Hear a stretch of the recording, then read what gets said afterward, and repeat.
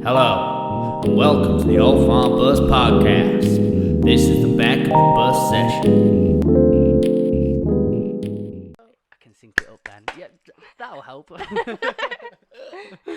Hello, and welcome to the Old Farm Bus Podcast. Back of the bus sessions. She's already laughing at me. I don't know what I've done. I look like a bit of a wally. I can see myself anyway. This has been a bit of a kerfuffle today. I had it all set up. It was ready to go. I was like, yep, we're in. Bomb, bomb, bomb. Coming with Chloe. I wasn't going to give the name away so early on. But I came in. I was like, right, we're ready. Sit down, sit down. It was boiling hot in this bus, as you can probably tell with the old shades and that. Looking summery and ready. It's 27 degrees today. Here we go, baby. And yeah, it just started clicking and malfunctioning, but I think we're ready. So if in this podcast at any point there are crackles and clicks or anything like that, don't get worried. It'll be all right. Get over yourself, all right? Ladies and gentlemen, this guest, she's a musician. She's an absolutely beautiful soul. She's a beautiful, beautiful person. She's got beautiful blue hair. I just keep saying things with bees at the minute. Chloe Rodgers to the bus. Woo! It's me. Are you nearly knocked my water over there. Loads of cows and sheep around at the minute, like cheering you in? Yeah. Oh, my audience. Chloe, welcome to the bus. Thank you. It's lovely to be here. It's not your first time on this bus, is it? No, I was the first one to do a busking session. Ever grace the stage? Can you, like, not to fulfill my ego or anything, but like, what was that like? Because I've never performed on this stage. I've, got up and hosted, but to... Yes, you have. You did it that time that Motormouth was... I lied to everybody. Sorry, You Pete. absolute... Sorry, Nan, Mum, and possibly Chrissy. I got some videos of you doing it. You're right. I have performed on here, but not done a set. Yeah, not done a set. So it was a bit of spontaneous, wasn't it? It's intimate, isn't it? It's a really small... I've honestly never done anything like it before. Well, I mean, who has? To be fair, I played I played guitar on the train before to a load of people that asked me to. They asked but you to? It wasn't a gig. Yeah. That sounds like a gig to me. I was on my way home from London, and I'd had a few Bevies. glasses of wine. Yes. And then I had my guitar, and they asked me to play, and I was like, do you know what? All right, I will. You deserve it. You deserve it. But then at the end of the train journey, I found out that they were all Tories, so they didn't deserve it, really. Serious? I'm joking. How did you I'm know? joking. Oh, you had me then. I was like, God damn it! No, they actually were Tories, How'd and you I know was that? a bit upset because it was around the time of the election, so they got talking about it. But I'm not saying that I hate all Tories. There are some nice ones. Not very many, but there are some. Some can listen to my music. Yeah. So that feeling, I would like to get onto politics later, actually, because I see you put up, I always follow your posts and things, and there's always your music, which I love, but there's a political post or a meme come up, and I'm like, I like that you're into that. I like that that's a side of you. And I think we can delve into that. But playing to an audience of 20 people, would you say? Really intimate, like silent. Every time you stop singing and the cheering's finished. I know I've not. It. The only time I've had that before was when I played at a town hall once, and there was a load of grandmas and grandpas in the audience, and they were all sat down and silent. But it was still a lot cooler here. And then when I played that Gorillaz cover and people were bobbing their heads, it was actually wobbling the bus. It was a beautiful moment though, because you had everybody in on it. I know there were friends as well. We know quite a lot of people on that bus, but it really was more than that. It was a moment that it was like souls were just, everyone silent, and there was something being created. And I know I maybe like fantasized that a little bit, but... No, I don't think you have at all. It was lovely. It's great. And Joey Collins came and did a busking session and a podcast, and he spoke about it helped change his set a little bit. So in between, he used to like sort of quickly shout on a song, say, right, I'm going to perform this now, do it. But in that busking session, you got to actually talk through why he did the lyrics the way he did, why he did the song that way. And he said he's intertwined that in his sessions now. He tries to like talk about the song and preamble a little bit more. Oh, that's good. I still didn't really do that. I think I was just nervous, like, I was the first one to do it. I hadn't seen anyone else do it, I guess, so. You play some big shows, really. Like you've been to some, like I've seen that one where you were at a cathedral in London. Oh yeah, in Looked that church building. incredible. That was cool. That was with my band as well. How many would you say were there? Still not loads of people. Maybe like 50. That's enough, isn't it? Do you still Yeah. get nerves? Like, does Yeah, it I come was every really time? nervous that time because my mum had came, and it was the first time she'd been to one in a while, and it was the first time my family was seeing me play with a band. So I was really nervous on that day.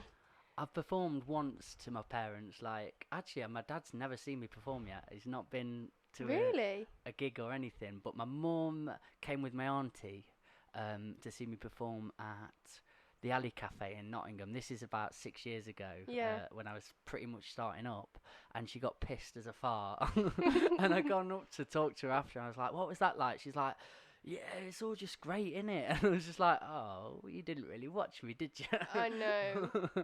But again, like, I don't go and watch her do horse riding or anything like that. So I've actually, just that come to mind. I've been to see her horse ride, and I told her she was great.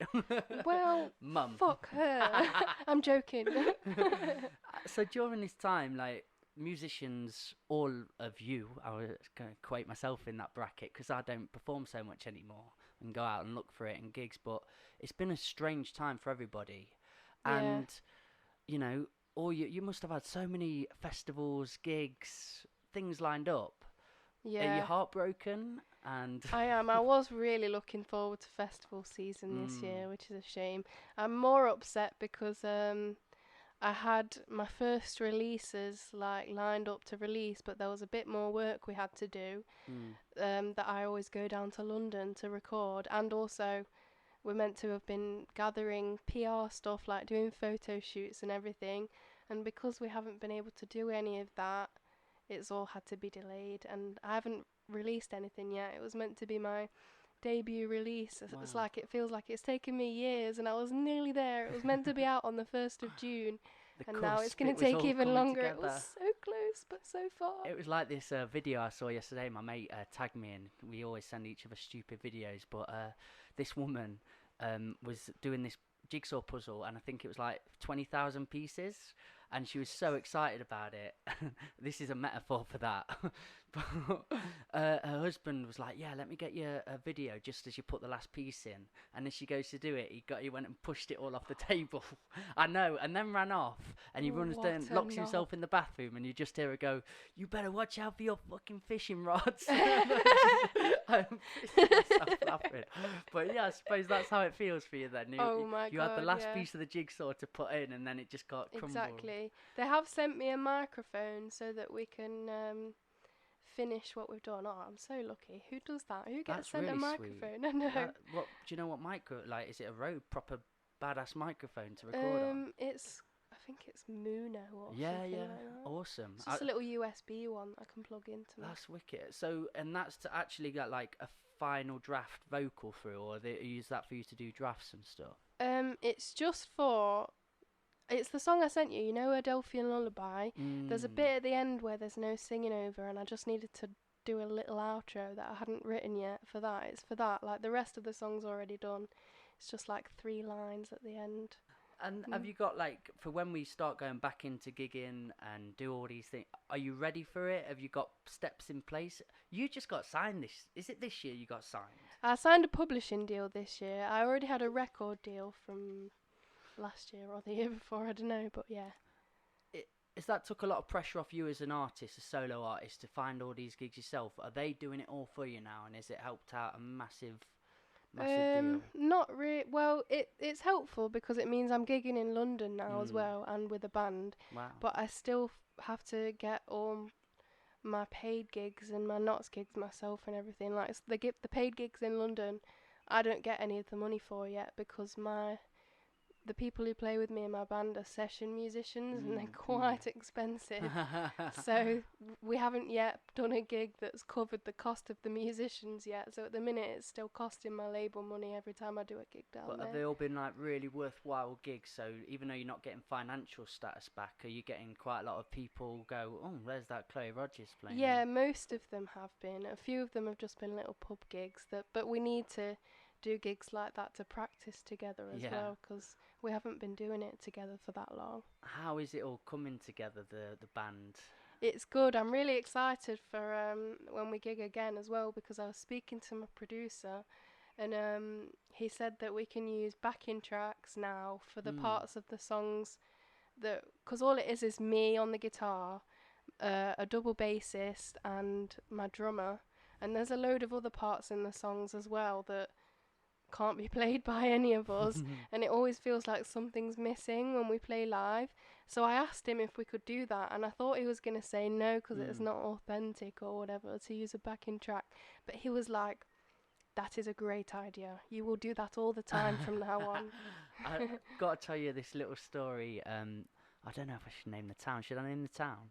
It's where a bit of carnage happened. Go on. Oh dear, it's Belper. It was a really funny part of me starting out. Like, I'd done the poetry thing, and then I was like, you know what, I want to put on gigs because I like that feeling. You bring people together, you just have a lovely time, all your mates. So I got Lewis down to do a song. Yeah. I'd brought loads of people to this pub in, I'm not going to name the pub though, and it was in Belper, and I brought poets down. I think there was about at least 100 and something people all come to this pub in this little, like, big room that they give out for us. But this guy who ran the nights properly had in his head so many ideas of what a musician is. Yeah. So you can't have outspoken poets that speak like to left wing or right wing anyway. Just don't speak out about anything. You can't. And which is the point of poetry. Wait, who was this guy? I'm not saying. But he was a guy who put on all these nights in Belper. Okay. So these were the rules for his nights. And they asked me to come down and put on this night because I just sort of built a name up for myself in essence, like a small name. But like they were like, oh, you seem to bring people into places, because I was doing a couple of nights and they were just going really well. So they asked me to do their establishment but bring my crowd in, which I was really happy with. I was like, yeah, of course, that sounds brilliant. Obviously, I'm going to pick the musicians. So we got Lewis on, a few outspoken poets that I knew was going to rock the night and do all this, because I sort of knew his rules, but I was like, I'm not about that. Yeah. And again, he was like, no backing tracks, you can't have this. There was just a massive rule and set list, but I only got that when we arrived, and I was like, oh my God. Every single person I brought is going to break all of these rules. And it was so funny because we'd done about 3 acts in, and I'm just looking at him, and his face is like, this isn't what I want. But he was happy because all the people were paying for drinks and making his establishment good. Yeah. So it went about 6 acts in, and then there was this guy come on. I think it was Jamie Frasavulu, who's this like really shouty left-wing poet, hard nut. Yeah. And he just came in and he's like, fuck your Brexit, fuck your duh. And this guy, I looked over, and he didn't want all the backing tracks and all that, and there'd already been all them. And he just shut down the night. He turned off the power to everything and was like, everybody get out. All like, hundreds of people. My mum was there for that one. He's really going to sabotage all the money that he's making. He kicked us all out. So you've got all these musicians that were like, why can't we use a backing track and all that? And we just marched down to my local and stormed their open mic. And it was one of my favourite nights I've ever had, because I felt like we're just rioting. I felt like a punk band. I was like, oh, that's amazing. Bored all these guys, and it was like, I didn't know these places existed, but when they're like, oh, you're not a musician if you use backing tracks or you use this or you do, I'm like, well, isn't it just nice to create a vibe, just create an energy for people to dance in, listen to, all that? And that's when we had the busking sessions. What I enjoyed, I wanted to create a space where you can do what you want. Yeah. Let's just have people together creating energy. You've definitely created something magical. I've been to a few of them since the first one that I played at, and every single one it's just been like, I was gutted to miss the one that Molly Ralph and Cat Milk played. Who else was on that night? Trekkers, Trekker and the Rare Breeds. Oh yeah, I've seen them play as well. They're cool. Have you seen them live? I have, yeah. I played on the same night as them. I can't remember where it was. It was at a pub in Notts. They're cool. All of them. Because isn't together. Raph in that band? Yeah, he is. Unknown Era as well. No, he's not playing the drums in that. He's a bass player. Yeah, wicked guy. When did you get into music? Has it literally been something that you've done always? Yeah, I literally cannot remember a point where I was like, do you know what? I might give singing a go. It's just like always been there. I've got videos on my old laptop somewhere of me. I think I must have been 4 or 5, and my dad had set up a camera in the living room, and I could see myself on the telly. What? So I was pretending I was a superstar, and I was just like singing "Twinkle Twinkle Little Star" and being weird. And Please tell me this is somewhere to watch on yeah, YouTube. I actually messaged him the other week to ask if we'll be able to get those videos back, because I do want to post them. They're quite cute. Make a cool if I do music say so video. myself. Do you know, have that at the start and then have you come in. Started from the bottom, now we're here. Told you a rapper. Yeah. So you weren't pushed into it at any stage. You weren't like, you're going to be a singer and make us loads of money. No, I think it was mostly my papa's influence, because he was a brilliant singer, and to the extent, did he go and perform at places as well, or? No, not really. At his funeral, actually, one of his colleagues spontaneously decided to go up and tell us a few things about him that we'd never known before, and he told us this story about when they'd gone to see an Elvis tribute act with the rest of the lads that they worked with, and my papa had somehow charmed his way into being allowed to go up first and have a go at singing. And then after he was done, everyone was just cheering for him to stay on and booing the other guy, booing the Elvis guys. Poor old other guy. I know. But I didn't know that, so it was nice to hear that. That's so sweet. Yeah. I love the way you talk about your papa, because you've got such a nice relationship there, and it's love that you shared your passion together through such a long time. Like, can you talk about that experience you had with him and how much influence that's had in your music? Yeah, it's just like, well, he sort of was the one that made me want to write songs, because whenever we watched a film or read a book together, because he always used to be reading me stories when I was little as well, we'd always make up little songs about the story we were watching. We had one about The Lion, the Witch and the Wardrobe that was like, we don't like Edmund, we don't like Edmund, we don't like Edmund, because he's a little traitor. Yeah, and he wrote me a little lullaby as well, yeah. Every night, we used to go and stay at my nonna and papa's house every other weekend maybe, and every night before bed, my nonna would come up and she'd tuck me in, tuck the duvet under me and stroke my face for a minute, and then she'd go and get papa and send him up, and he'd tell me a story and then sing me a lullaby that he'd made up for me, and then he'd always leave the room and then go to the other side of the wall that was like on the stairs and knock to me, and I'd knock back, and then that was good night. I love these little rituals. Yeah. Me and my grandma were really close. She liked to make me draw a lot of the time, and we'd always play this game where you draw a squig. Have you played this game? You draw like a squiggle, and then I've got to turn that into a picture. No, I've never played that. I promise you, get home, play it with your sister, play it with your mum, draw a random squiggle, and then you get a different colour pen, and I've got to turn that into something that looks like it. But I found a cheat for that game, because she's got fluffy hair, like it's like wild. So I just like scribble everywhere, then draw a little eye and nose and be like, it's Beth. And it's always her. It's you.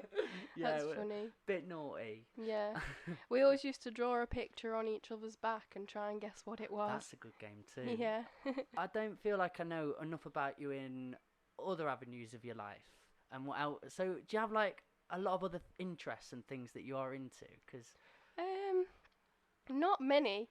I like sewing. I make clothes sometimes. I haven't done that in ages though. I've got a sewing machine on my side, but it's been neglected for a while, I must say.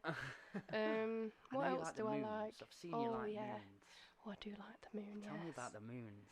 I want to know more about the moons. Do you know I what? put an S on that, so yeah. I only knew there was one. Really? More or less, yeah. I mean, there's only one for our planet. Of course, yeah. I mean, I am being a bit daft there. Like, there's probably infinite moons, but yeah. Are you quite into astrology then?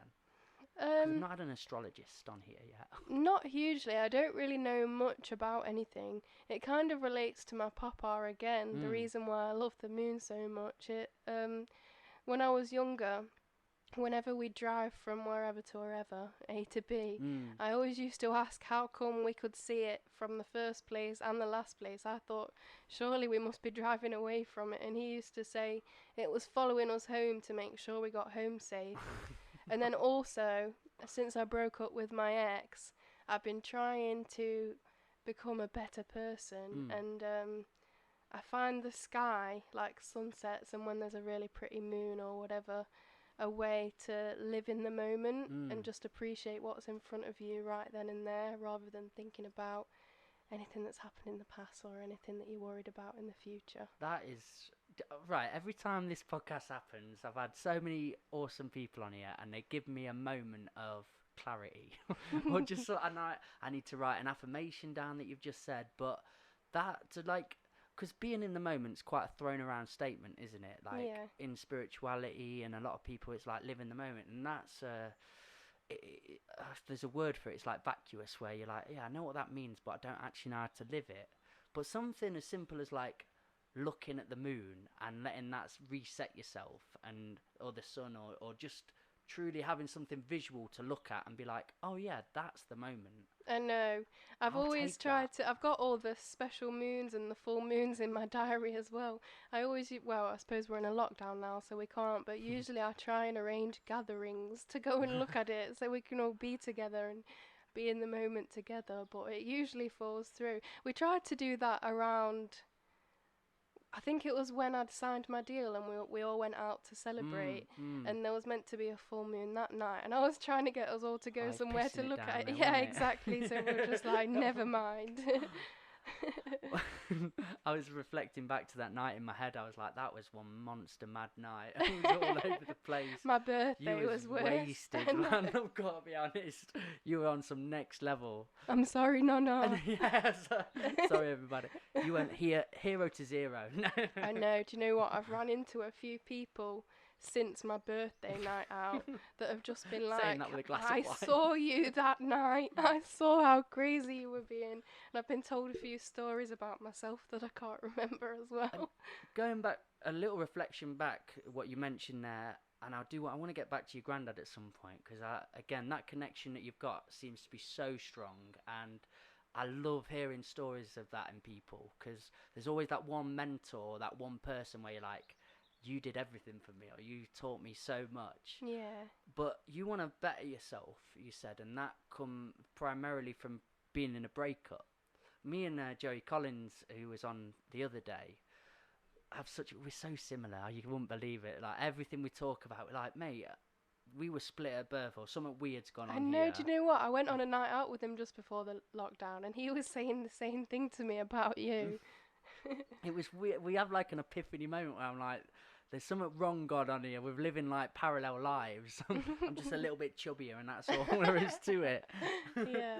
But the breakup was a moment that we really managed to connect on, because I went wild after my first proper breakup. That was where it all began. The poetry. I never touched music until I was 22. Like never. I don't know if you know much about my story, but I got kicked out of school. I had a horrible time with bullying, lots of things. So instead of going down a career path or anything, I just went travelling for a few years. I went to like Australia for a year. And oh wow! No, I never knew this about you. I did South Africa. I lived on a primate sanctuary looking after monkeys, and I had a bit of a wild time. And I did a lot of learning in that, as you would like when you go travelling and when you go on a different route that isn't the norm. But the real actual learning all come from a breakup. It really did. And I'm somebody that, sorry, just move that wine over. I'm somebody that puts all my energy in people, and I didn't have the greatest like parenting, to be totally real. We've got a lovely place we live on, but they're always a byproduct. So, you know, if you live on a big farm, that means there's a lot of work gone into it. Yeah. A lot of work means there's not much time to spend with a family. So, you know, it's not a sob story, but that's just the truth of my childhood. Yeah. So I didn't have much of a mothering figure in my life.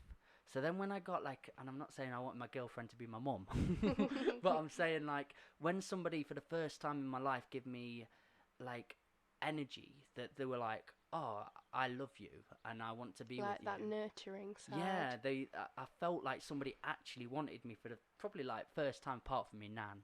I'm a bit of a nan kid, but it was another experience. Where I was like, oh, I'll put everything into you. And I've got a girl on my chest. I've got a girl's name on there. Oh no! Yeah. And I've had to. Never noticed that before. I don't think you've seen me naked yet. But I've had to break a girl's heart before. Never, not had it done until this time in South Africa, and I've been with a girl for again about a year, and I thought I'm indestructible. I can't be hurt. I'm all like go go go. But first time I was like, oh, I love you, and we just spent all the time together.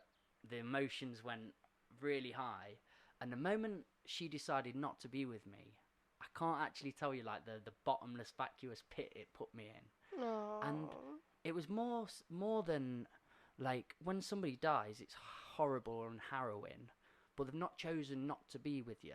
Yeah, it's still grief. It's still that grief, but then there's an extra element of they didn't want me, or they've chosen to leave me. Somebody goes through an illness that eventually they pass away to.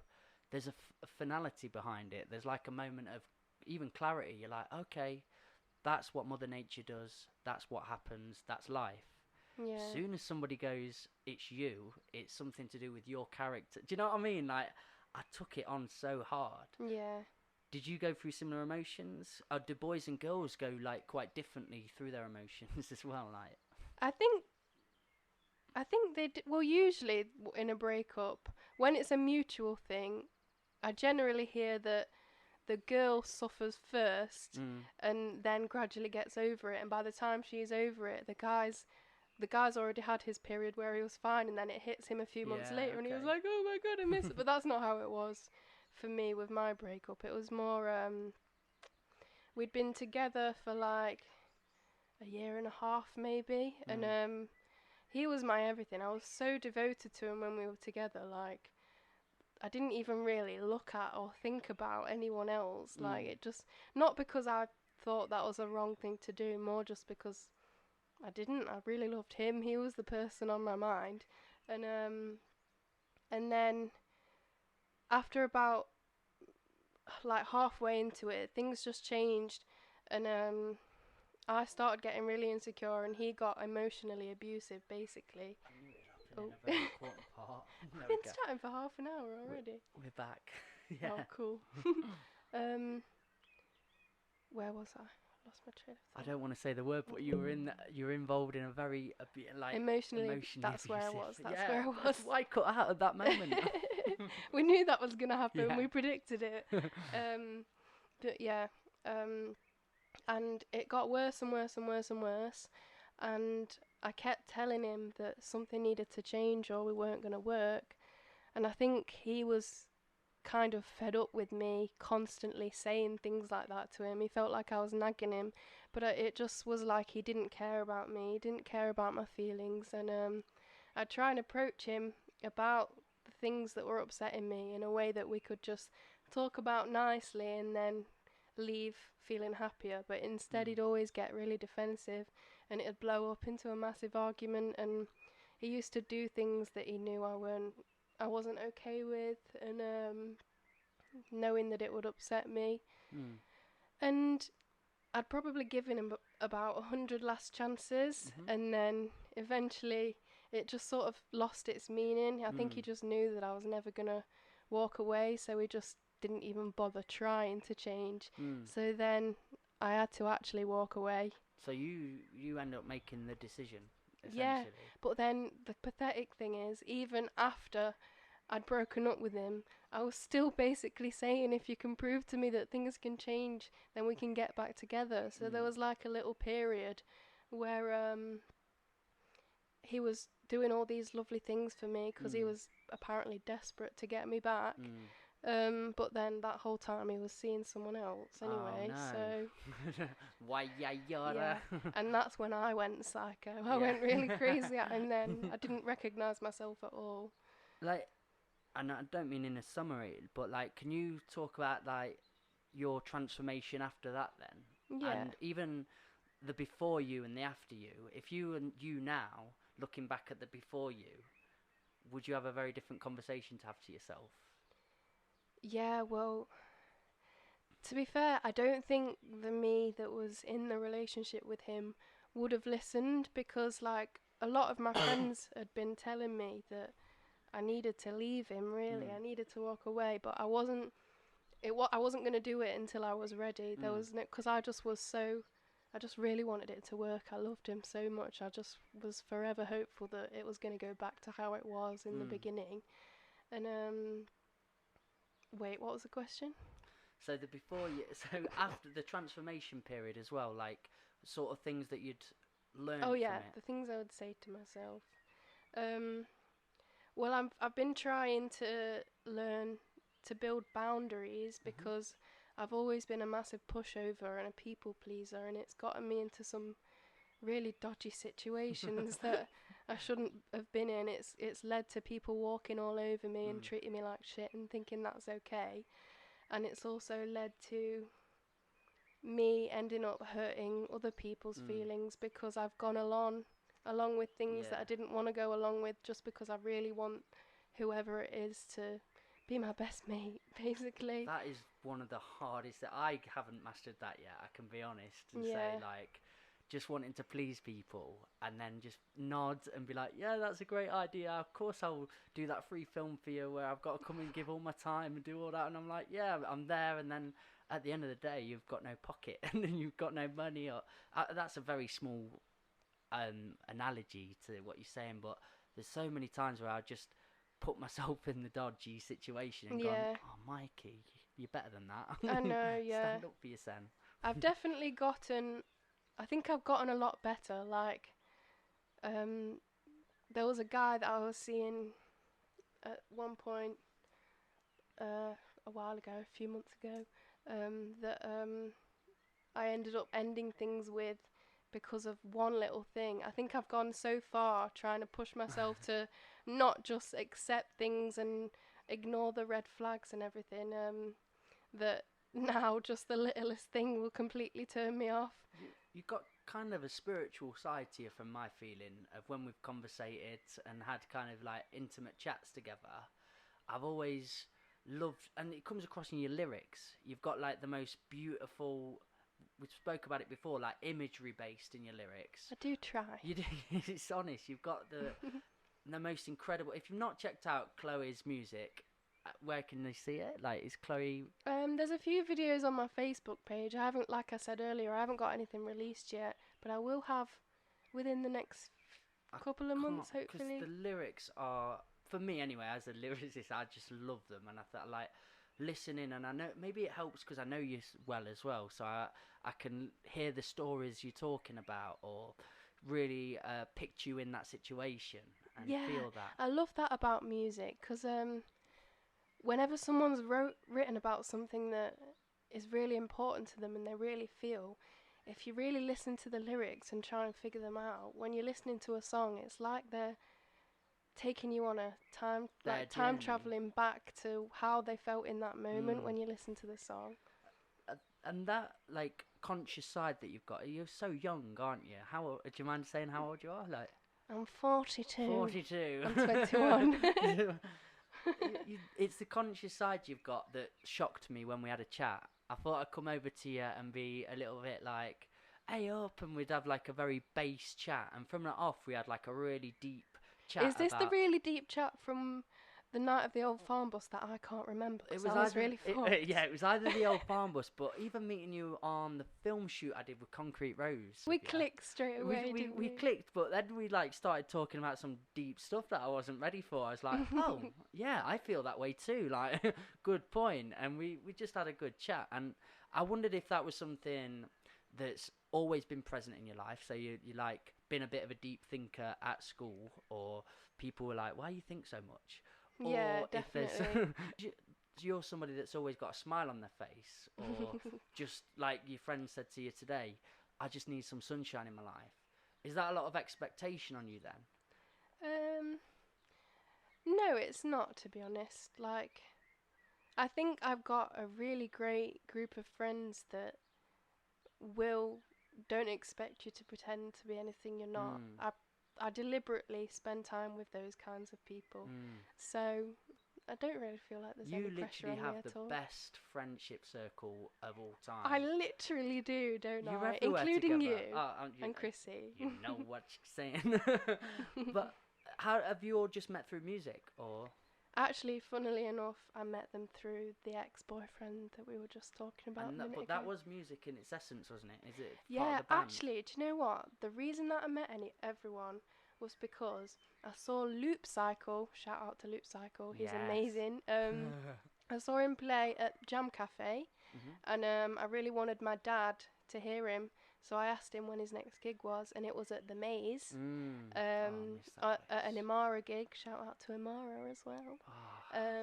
You're making me all nostalgic here, talking about the Maze. I know, and then I basically met the Maze crowd. So, would you say you're a Nottingham head? If people asked where you're from and where your music scene is, would you say it's Nottingham? Yeah, definitely. I mean, I've only just started playing in other places, so. Definitely. That's where your heart lies. Yeah. I've done a few music scenes and literally just going and watching music. In fact, it wasn't performing.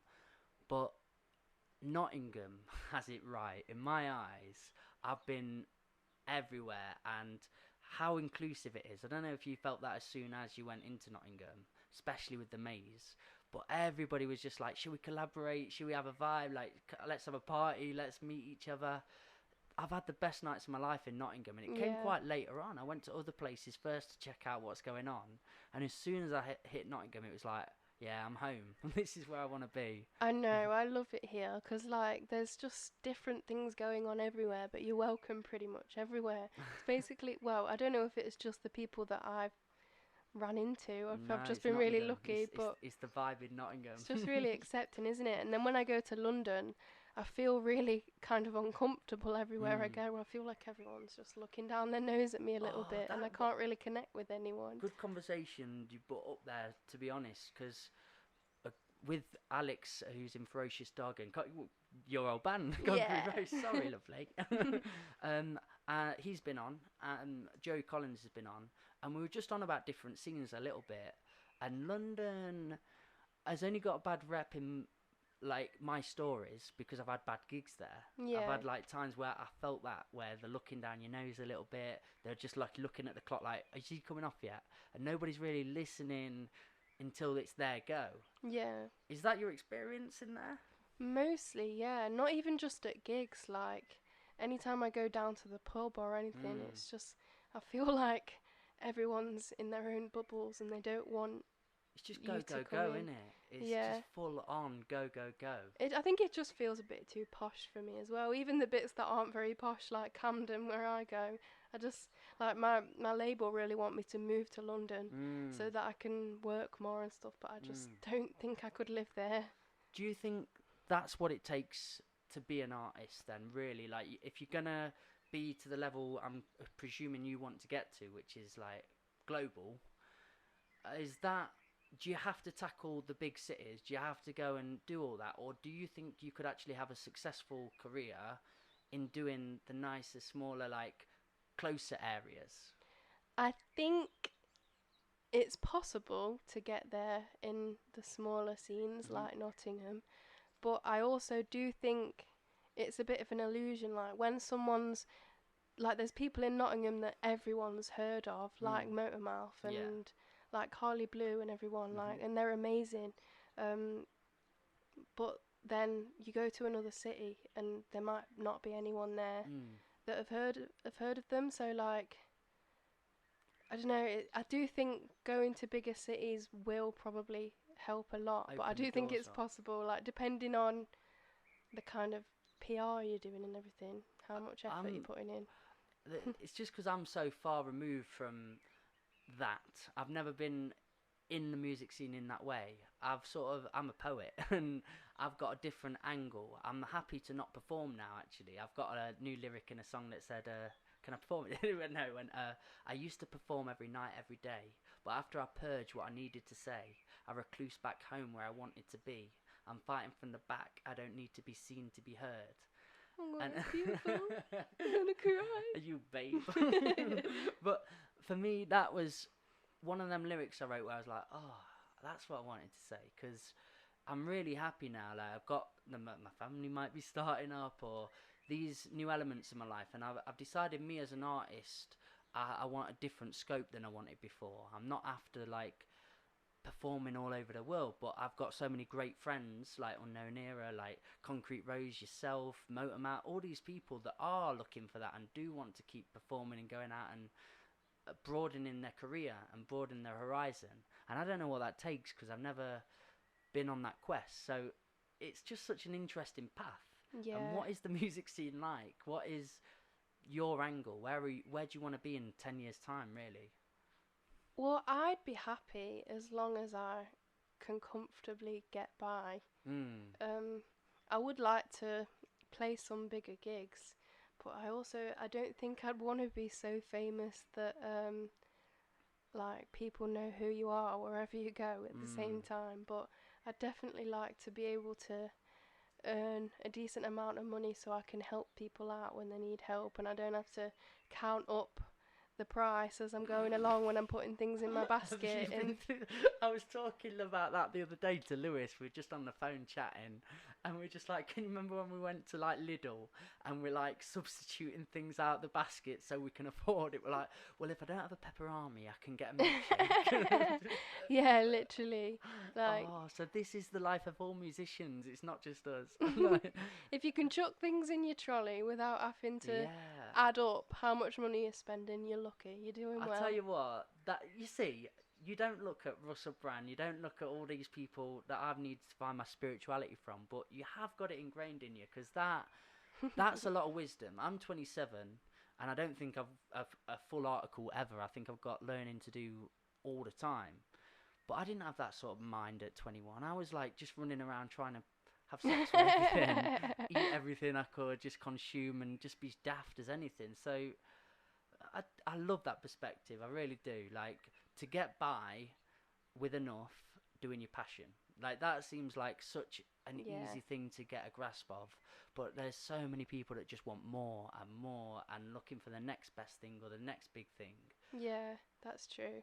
I feel like I'm so lucky that all I do at the minute is music. Obviously not right now because we're in a lockdown and no one can do anything. But generally, all I do really is go to London, work on the music that I love, come home and spend all my time seeing my friends. Honour. That is such an honour. I'm so happy for you that you do have that, because, you know, thank you. You have people that are jealous. You have people in life that don't want that for people. We should all be wanting everybody to be a winner. Do you know, like America have got, let's make America great again. They want winners and losers. They want there to be a higher class all the time. Let's just have everybody winning. Let's vouch for the winners, and surely that would be so good. The best possible outcome for us is for everybody to be doing their passions, pursuing their love, and getting enough to survive in that. Yeah, it almost makes me feel a little bit guilty that I can do that I'm basically doing what I'm passionate about all the time, because some of my closest friends have like 9 till 5 jobs, 5 days a week, and they're spending all their time doing things that they don't like, and then they're getting less than half of their time to spend doing what they actually want to do. Yeah. And if you think about how short life is, you're spending more than half of your time awake doing something you don't like, and it just breaks my heart. I tell you what, like saying, and again, you feeling guilty there, I feel that's conditioning, and that's what society wants, is for people that are winning, which is a small percentage, doing what you love. They want you to feel guilty. They want you to feel like this feeling where, oh no, you should be grafting like the rest of us. You should be struggling and doing 9 to 5s. But no, you've got it wrong. We should all be doing that pleasurable thing we want.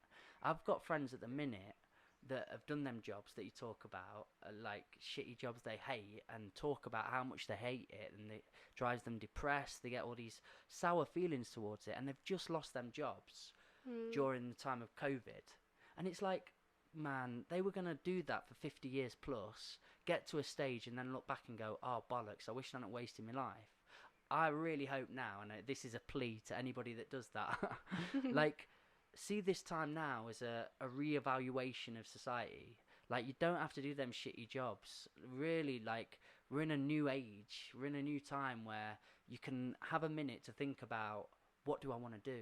What do I want to be? Do some soul searching. And if you can, like, again, if you, in this time, if you lose a job, like I used to pack chocolates, if you lose a job like that, then imagine you've wasted all your time in something that you don't like, and you've even lost that. Do you know? Does that make sense? Like, why waste your time?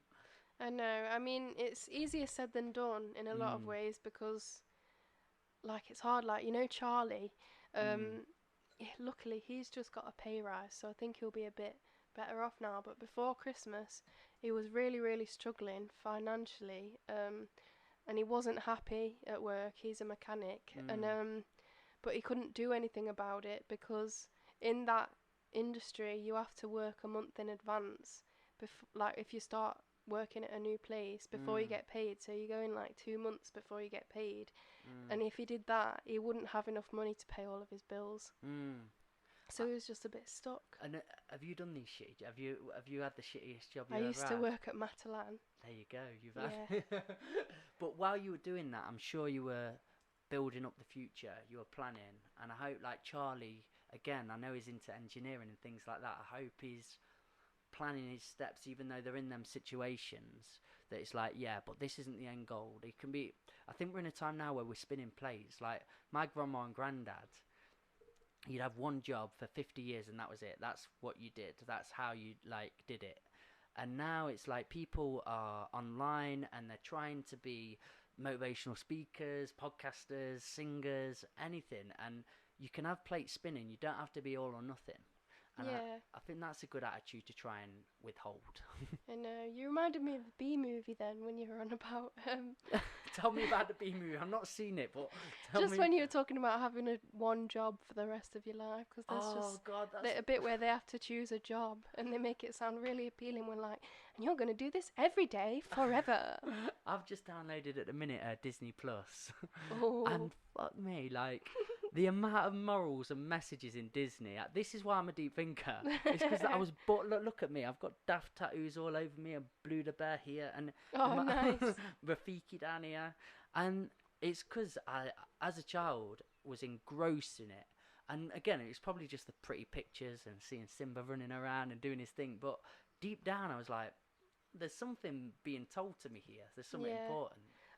Recently, a lot of it's gotten a lot better, but you know, like the old Disney princess films. Yeah, that's true. I remember all I really learnt from them when I was younger was to be scared of ugly people, because like all the goodies are really pretty and attractive. What's the problem with that?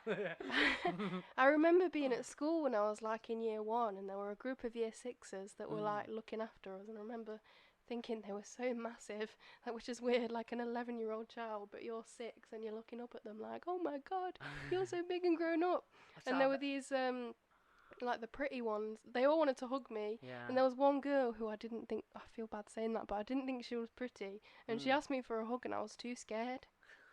That is so bad. Mate, I tell you what, I've not actually thought of it in that way, but there is, because all the villains are really like crooked looking with big warts on their noses and double chins. Yeah, exactly. I tell you what, another one that shook me up yesterday, and I'm not taking this lightly, Pinocchio. Absolutely rocked me. Me and Chrissy were like, okay, we did that film that I showed you. We've made that film. It was a lot of my mind space being taken up. We'd done a long day, and I was like, I need to chill out. I'm gonna go and put Disney on and relax. So I was like, oh, Pinocchio, lots of lovely songs in there. You got no strings to hold me. I'm like, yeah, I love that song. I can vibe with that. Jiminy Cricket, he's a good guy. Let's get in. Oh, I had a teddy that I called Conscience because of that cricket. See, and again, I was like, okay, there's nice messages in here, but fuck. We got into it, and I promise you, we got like 30 minutes in, and it all just unfolded. That it's like about pedophilia and human trafficking. And is it? And I need to watch this again. And me and Chrissy was watching it, and we were like, right, let's. I suppose they start to become donkeys or something, don't they? All the kids? Yeah, but right, here's this scene. Is the guy, a big like burly bloke, scary old. The the stereotypical or archetypal paedophile man. Right. You've got him in your head. You picture anything you want, but you can picture it in Disney. And then he's in this room, and they're like trying to make a deal. I'm fine by saying this because you can go and watch it yourselves. This is real. And then they're all talking, and they're like trying to buy Pinocchio, and they're like, and the guy goes, "Oh, he's not worth money," and they're like, "Oh, what do you want?" And then he whispers in this guy's ear, and then he goes, "And they never come back as boys." And then he does this evil laugh, I swear down, and they take all these boys to Pleasure Island. Oh my god. This is in the film, and then me and Chrissy was like, I need to stop it. And then we typed it in on the internet. We're like, what's Pokemon? What's Pinocchio about? And there was a full-on, like, look down Google. It's the first searches, and it's all there. It's like, it scared my the god. shit out of me. I never thought about that before. And then we couldn't I haven't go any watched further. it since I was little. I couldn't watch it, and then I watched a few YouTube clips just to see the boys that are turning into donkeys, and it's just too dark. Like, there's this again scene, that scary old paedophile man. He like grabs the boy, and he goes, "What's your name?" And the guy's like, "Jimmy," and he goes, "You'll do," and he throws him in a cage. A genuine. I never knew the podcast was going to get here, but I just needed to say, like, Disney isn't all like sunshines and rainbows. It can be quite scary. I remember being terrified watching a lot of the Disney films when I was younger. And can I just say as well, it's been on my mind. I said that I was scared of ugly people. That's not how I think anymore. And I don't think the way someone looks is what makes them ugly. That's how I think now. Again, like, I was listening to this on a podcast yesterday that really, like, they just get people on and they talk social norms and things like that, and it's a cool podcast. But they were talking about Adele recently's, like, gone slim. Have you seen that? Yeah, I shared something the other day that was about how people are celebrating the fact that she's lost weight more than the fact that she's won 15 Grammys and everything.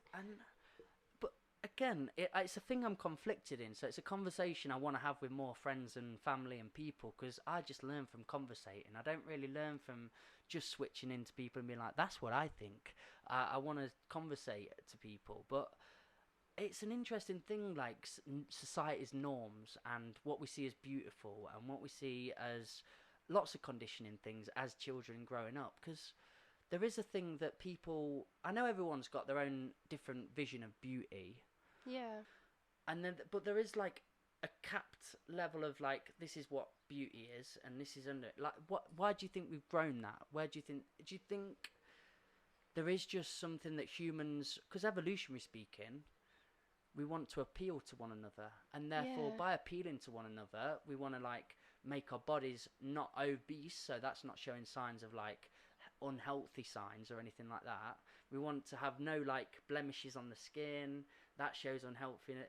Do you know what I mean? Like, I'm interested where this has come from, and I don't think seeing people as beautiful and not so beautiful and having levels like that, it's not unhealthy, because we're human. Like, your most basic instinct to be attracted to people, and then the people that you're not so attracted to as well. But I guess like, if you take it down to a really basic level, it just comes from who would be a good parent. Basically, what I'm saying, like, I hate nasty people. I don't like people that bully, like, because I had so much bullying in my life. But I don't mind people being real. And that's like a very fine balance that we're getting into nowadays, where I think it's okay and acceptable to say somebody's not attractive. But because of the PC culture that we've brought in, and like lots of people say, oh, you can't say this, you can't say that, and like young culture, like a lot of people police too much. And sorry. And I hope that makes sense in terms of, it's a balancing act that we've got now. Like, we don't want to police our words too much. We don't want to like overthink, like, oh, I hope I haven't said that to offend somebody or do this wrong. Yeah, I think the only thing with that is, like, beauty is in the eye of the beholder. There isn't like one man's trash is another man's treasure, that kind of thing. Like, if someone you find not very attractive, like, I might think is really beautiful. So to say that as like as though it's a fact that someone isn't attractive. I think that is probably. And also, if you were that person that someone's trying to say is a fact that you're not attractive, that would hurt their feelings, and it's not really. That's something I'm going to delve on that. Just that front of Adele and obesity to not, like, she seems to be vilified now for doing something amazing, that she's lost lots of weight, and everyone's like, oh, she was better before, or she was a spokeswoman for fat people. A lot of people were saying. It's like, well, she's just turned herself healthy. She shouldn't be vilified for that either. Yeah, I think it's kind of split, because also a lot of people are praising her for it and acting as though she wasn't anything special before she was skinny. So it's. There has been a lot of Adele conversation. Everyone just always has too much to say. God, why are we like just this? leave her to it. I do. This is why I love podcasts as well, though, because I'm learning on the spot. That's the best thing. I'm like, I feel this way, and then you say something, and I'm, yeah, that's a good point. Yeah. So, Chloe, we have been doing an hour, which is just phenomenal. That has gone so quickly. I didn't expect that. And I do want you on so many more of these, because when it's all back to normal, I want to catch up with your progress and where you're at and what you're doing. Yeah. Do you have a bit of a step-by-step plan at the minute of what next and how you're going to cope with it all? Well, we're just trying to gather everything we have to try and still be able to release my music whilst we might still be in the lockdown. Might end up having to do some socially distant video shoots or something like that. I don't know. But I don't really have the plan. It's my label and the PR company that are sort of. I don't know what I'd do without them, honestly. Like, I see Molly Ralph, and she's been signed by a management company now, I think. But before that, she was just arranging everything herself, and I wouldn't know where to start. Honestly, I'm the worst. When I think about trying to organise things, my brain just goes, no, don't do it to me. I can't believe you've not got anything out yet. Like, I know, genuinely. it's taken me so long. What, like, just before we, like, wrap it up, why do you think that is? Because, sorry, I'm catching my breath here. Like, I'm somebody, when I started creating, I was like, bosh, as you know, like, I'm like, bosh, I just love it. I'd just get it out there, move on, do. But are you a perfectionist, or do you just... I think it's partly because I haven't been organised enough, especially before I was signed. And now I think it's, because we've been trying to make sure everything's perfect. But it shouldn't be too much longer, but you've heard the track. But even before signing, so when you were just your own entity, was the stuff out there and then you've got rid of it and now you've got your PR company, or have you just never put stuff out, ever? I mean, I've recorded my songs and, like, posted them online, but I've never put it out, officially released anything as of yet. Amazing. It's atrocious, really. Do you have do you know the album name, or is it an EP you're bringing out? Oh. Well, first we're doing 4 singles. Nice. Probably like 5 weeks apart or something. It's and my then favourite song, one of them. Which one's your favourite? The loopy, questy journey one. Oh, no. We haven't recorded that one properly yet. Because I haven't finished writing it, have I? When is a song ever done? I know. I do love that song. Right, well, Chloe, I know you've got places to be, like your house, jamming, watching. My front room. Yeah, watching Friends. Is it Friends that you're into? New Girl. I do like Friends. Beautiful. Vampire Diaries. I think we've got a lot. We've touched base on many a thing, but I think we've got a lot that we could delve into deep. I want to dive into your lyrics at some point. Maybe we'll just chat about this after, because that's, unless you want to talk about it now. I don't mind. Do you know? I don't want to. I always feel doing this like I'm taking people's time up. No, I've literally got nowhere to be. I can talk for as long as you want. Let's have a little bit in it then, like lyrics, because I do love your lyrics. It's probably, you're one of my favourite artists for lyrics. You made me cry in that corner. Oh, like, did I? You did your session. Like, that, sometimes, like, you say, oh, I struggle to talk, or I think we've had this chat when you were drunk, maybe, so maybe you do, you're fine with it. And we've had the chat before, and you're like, yeah, sometimes I find it hard to come outside of myself. But when you're doing your music, you're just the full version of you to me, like, and the real conscious stuff comes out. So that's where I see it. Yeah. How the hell do you write the way you write? I guess. Well, I did English literature at A level, and part of that was poetry. So we had to analyse all these anthologies. Do you have any favourite poets? You. You're my favourite poet. That is all I've ever wanted in life. And have you got any old schoolers as well? Have you gonna? To be honest, I'm rubbish with names. I can't remember any of their names. And do you know what the worst thing is? Like, being a poet, people are like, oh, what? You go to a poetry night and they talk about all these old school poets, and you're like, the hardest I'm letting you down here. The hardest one that we ever had to analyse was Chaucer. I don't know if you've read any of his. I know Chaucer. It's like reading another language. Honestly, it doesn't feel like English at all. It felt like we were being taught another language. Did you enjoy it at school, poetry? Yeah, I really liked it. I always used to love finding like the hidden meanings in things, and that's what I've tried to put in my lyrics as well. Like, if anyone ever bothered to try and dissect what I've written, I've tried to put things in there that aren't like obvious. Too in your face. Yeah. That's really interesting, because for me, I was the very opposite at school. I hated poetry with a passion. Like, give me a poem, and I've done this, and I've thrown it at teachers. I've been like, no, I'm not doing that. And when they do that deeper meaning, I always like put my hand up, like, what if they don't mean that? Like, I would just be a bit like, I was just annoying. I was not a nice student at all. But now, the one thing I go into schools and try and promote or teach is, like, you know, if you can get on that side of understanding the artist, seeing where they've come from. Because me and Martin Illingworth, who I did a podcast with, we went to the lakes to do a gig, and we do teaching together. And that's where, who's that really good poet from back in the day? He did the poem about clouds. I walked upon a cloud, looked upon a cloud. Oh, it'll come to me, and it's a really obvious poet name. It's like one of the main guys. Yeah. And we went to his house, and I went and I found out he was like into heroin. He lived with all these women. He was just like the craziest guy ever. And he's one of these people you think was like just a very like articulately spoken, put a tie on, sit and write a poem. He was like a badass. And when I found that out, I was like, I wonder what all the other poets were doing in them days. So I'd like look into that world, and I was like, oh my God, that's why the lyrics were so like meaningful and deep. They were living lives.